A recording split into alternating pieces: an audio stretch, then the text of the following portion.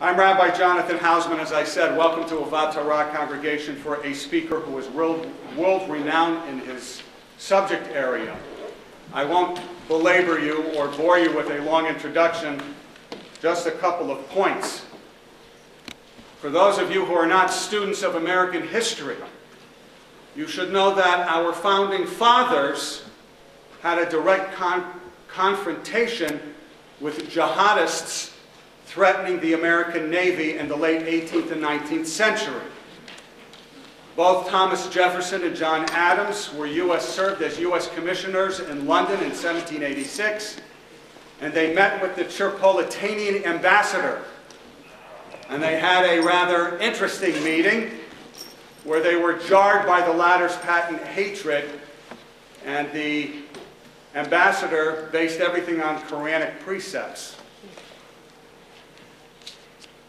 Jefferson then contacted the government of the United States to combat what became known as the Barbary Pirates, to fight for the freedom of some American sailors. And you all know about this because it's the Marine hymn stanza from the halls of Tripoli. That was the late 18th, early 19th century. We've heard of the comparison of Hitler's Mein Kampf to the Quran. You know who made it? And don't anybody say Geert Wilders.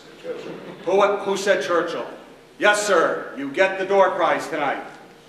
It was Winston Churchill. He wrote that in his history of World War II and the Gathering Storm. What you're about to see is something that can put a man into jail for 2 years. Please give it your attention. The Torah congregation takes no position by its lay leadership or its professional leadership in anything you're going to hear tonight or anything you've seen. We'd like to thank the Middle East Forum Law Project and the Republican Jewish Coalition in making this a reality this evening. Thank you, Brooke, wherever you're sitting right now. Thank you so much for your help. Steve Leventhal, while I was in Israel, thank you for your help. Hillel Stavis, thank you for your help. I'd like to thank the officers of Ahavath Torah congregation. I know you guys went out on a limb for this, and I appreciate it. And I know, Michelle, it wasn't nice to hear a rabbi calling up ranting and raving at 3 in the morning Israel time to make sure this happened tonight. Stoughton Police Department, you get a lot of bad press, but I'll tell you, you're 100% with me all the time.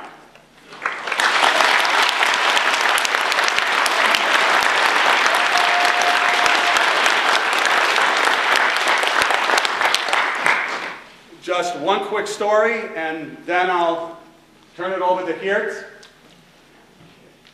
I led a congregational mission, actually a co-mission to Israel. We left February 11th. We arrived in London on February 12th. You all know what happened in London on February 12th? This gentleman was not allowed entry to a fellow EU nation. I was in that airport at that time. It was very interesting. That's all I'll say, very interesting. This gentleman has many connections to one of my favorite causes, if not my favorite cause, the State of Israel. He has visited well over a baker's dozen times. He has even lived in Israel. My relatives heard you speak in Jerusalem this past December. My friends, a hero in my opinion, and this is just my opinion off this pulpit if ever there was one, the Honorable Geert Wilders.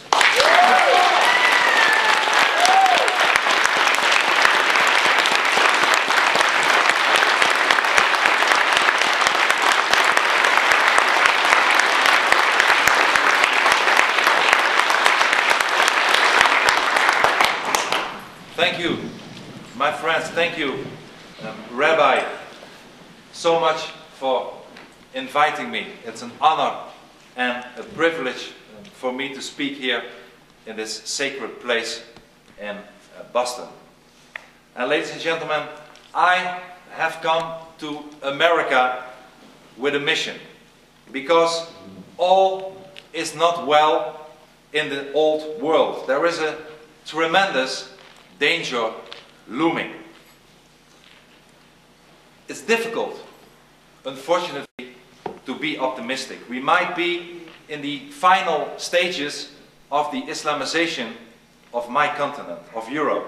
And this is not only a clear and a present danger to the future of Europe itself, it's also a threat to America and to the sheer survival of the West as well.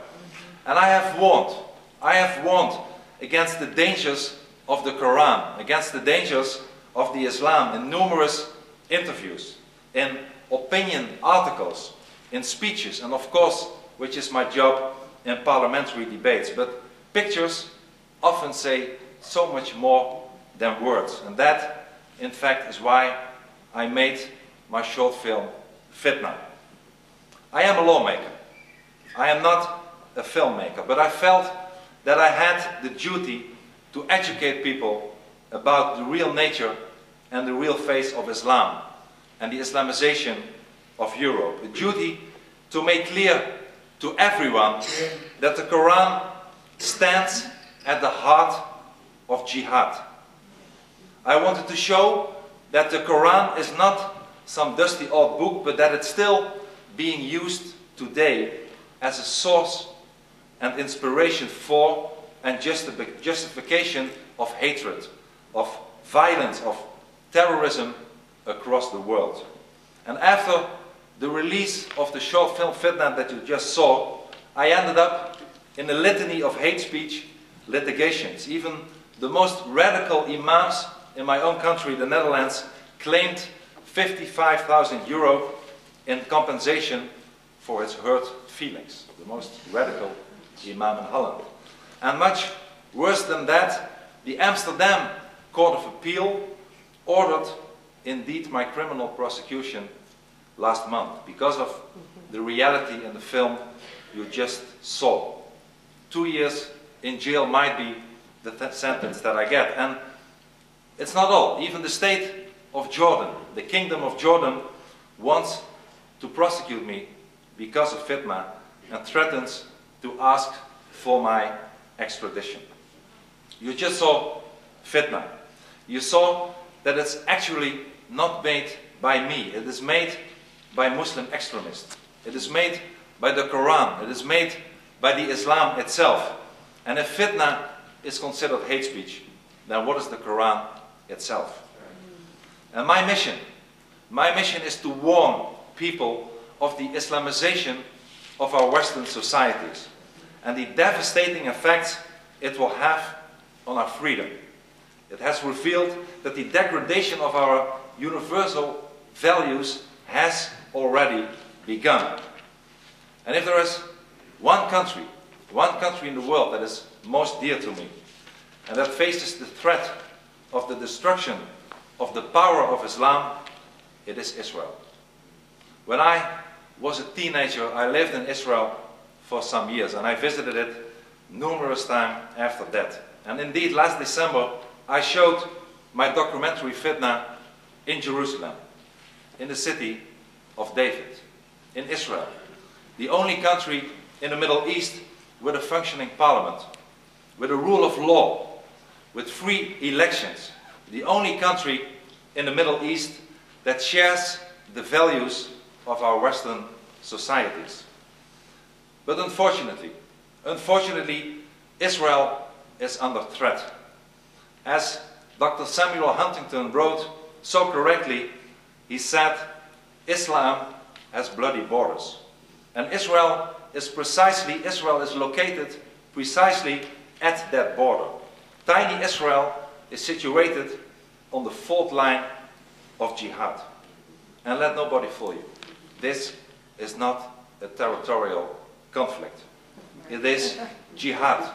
And Islam will never have enough until there is no state of Israel. And when that happens, Europe will be next. Israel is simply receiving the blows that are meant for all of us, that are meant for all of the freedom-loving people. And if there would have